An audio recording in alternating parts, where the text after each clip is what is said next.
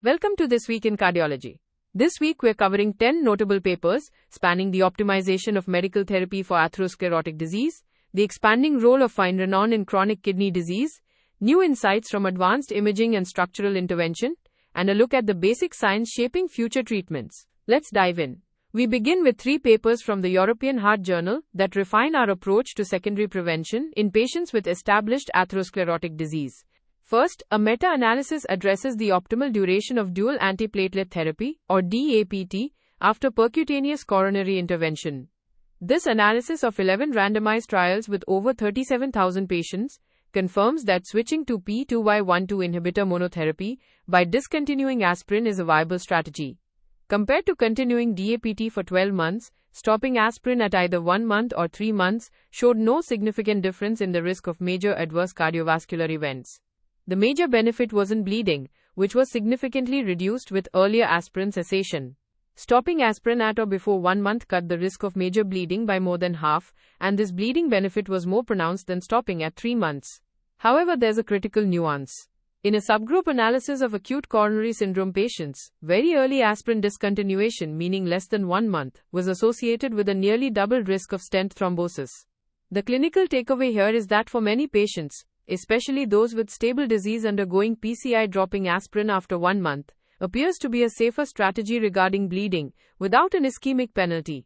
But for higher risk ACS patients, we should be more cautious about discontinuing aspirin so early. Still in the realm of secondary prevention, another study from the European Heart Journal, a sub-study of the Fourier trial, investigated the safety of very low lipoprotein A, or LPA levels. With potent LPA-lowering therapies on the horizon, this is a crucial question. The analysis of over 25,000 patients with ASCVD found no association between low LPA levels and adverse events like hemorrhagic stroke, serious bleeding, or cancer. This is reassuring. However, the study did confirm an inverse relationship with diabetes. For every 50 nanomoles L lower the baseline LPA was, there was a 5% higher risk of developing diabetes during follow-up. Importantly, for patients on the PCSK9 inhibitor evolocumab, the drug did not increase the risk of new-onset diabetes, even in those who had the largest drops in their LPA. This suggests the link is likely genetic or biological, rather than a direct effect of the drug itself. The bottom line is that low LPA appears safe from most standpoints, but the intriguing link to diabetes risk warrants continued observation as we enter an era of targeted LPA reduction.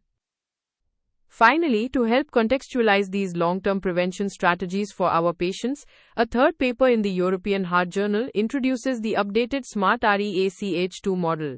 This tool is designed to estimate the lifetime risk of recurrent cardiovascular events and, crucially, the potential benefits of preventive treatment in patients with established ASCVD.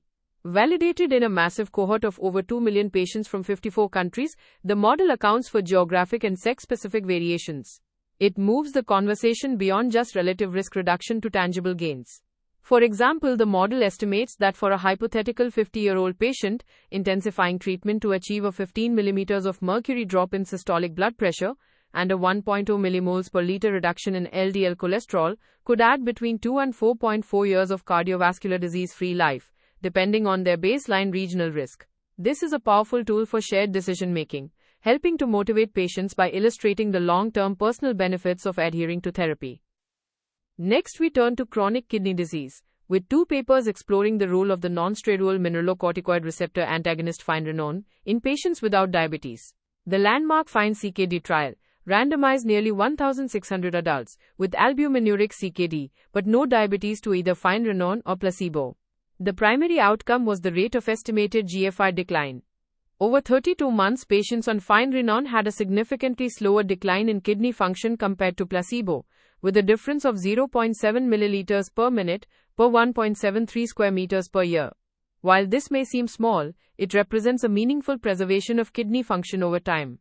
Furthermore, finerenone was associated with a lower risk of the composite outcome of major kidney or cardiovascular events, with a hazard ratio of 0.77.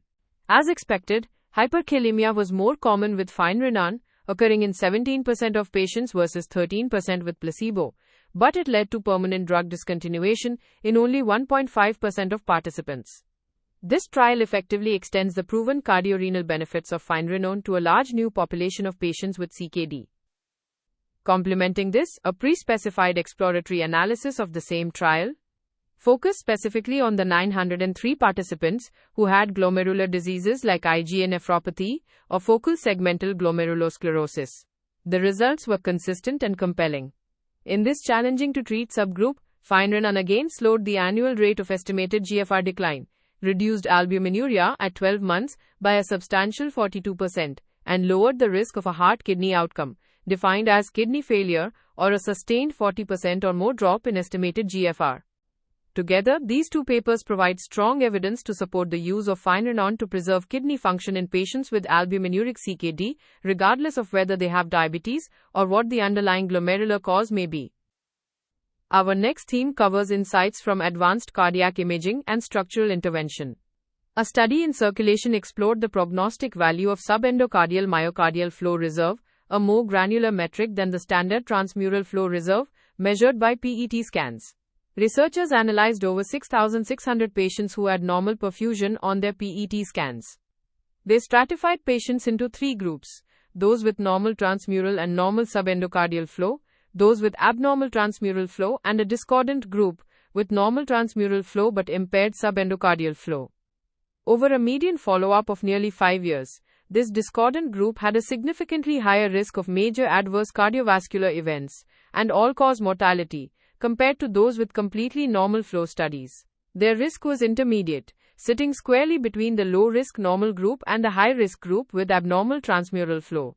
This tells us that subendocardial flow reserve can unmask clinically meaningful risk from microvascular dysfunction that is missed by conventional metrics. It helps refine risk stratification in a large population of patients who might otherwise be falsely reassured by a normal PET scan. Shifting to structural heart disease, a paper in the Journal of the American College of Cardiology addressed a key question about the COAPT trial. Do its findings on mitral transcatheter edge-to-edge repair, or MTEER, apply to real-world patients? The COAPT trial's positive results have been debated, especially in light of other neutral trials. Using data from the TVT registry in the United States, investigators found that patients undergoing MTEER in contemporary practice are indeed different from the trial population. For instance, they are less likely to have ischemic cardiomyopathy and more likely to have more severe mitral regurgitation. Using a statistical technique called transportability analysis, the researchers estimated what the treatment effect would have been if these real-world patients had been enrolled in COAPT. The result? The estimated absolute risk reductions for 2-year heart failure hospitalizations and all-cause death were similar to those seen in the original trial. This analysis provides welcome reassurance that the significant benefits of MTEER for secondary MR demonstrated in COAPT are likely generalizable to the broader, more diverse patient population being treated today.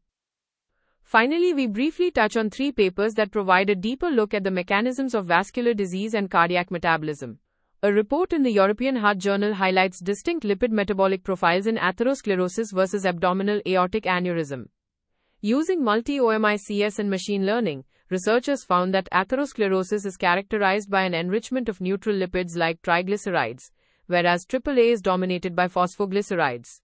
Restoring a specific fatty acid oxidation pathway inhibited atherosclerosis but had little effect on AAA, suggesting these two common vascular diseases may one day have distinct targeted metabolic treatments. From circulation research, a second study identifies a mitochondrial protein called ATAD3A as a key protector against aortic dissection in mouse models. ATAD3A appears to work by regulating contacts between mitochondria and lysosomes, and by restraining a form of copper-dependent cell death called coproptosis in vascular smooth muscle cells. This work uncovers a novel pathway that could become a future therapeutic target for this catastrophic condition. Lastly, a comprehensive review, also in circulation research, covers the complex world of cardiac lipid metabolism. It details the delicate balance the heart must maintain, avoiding both the lipotoxicity of too much fat and the energy depletion of too little, and how this is regulated by diet, fasting, and our own circadian clocks, offering a roadmap for future research into metabolic therapies for heart failure. If you only have time for one paper this week, make it the FIND-CKD trial in the New England Journal of Medicine. This study provides clear, high-quality evidence that finerenone slows kidney function decline in patients with chronic kidney disease without diabetes, significantly expanding the therapeutic options for this large and growing patient population. Here are the key takeaways from this week in cardiology. First, in patients with albuminuric chronic kidney disease without diabetes, finerenone slows estimated GFR decline and reduces cardiorenal events, establishing it as a new therapeutic option for this group. Second, after PCI, dropping aspirin after 1 to 3 months and continuing a P2Y12 inhibitor is a sound strategy to cut bleeding risk without increasing MACE, but very early discontinuation in ACS patients requires caution due to a potential signal for stent thrombosis. Third, the benefits of transcatheter edge-to-edge repair for secondary mitral regurgitation seen in the COAPT trial appear to be applicable to the broader patient population treated in contemporary United States practice. Fourth, new tools are refining risk stratification. The SMART REACH2 model helps quantify the lifetime benefits of prevention to aid shared decision-making, while subendocardial flow reserve on PET can identify residual risk in patients with otherwise normal perfusion. And finally, while very low LPA levels are not linked to major safety events, they are associated with a slightly higher risk of developing diabetes, a finding to keep in mind as potent LPA-lowering drugs approach the clinic.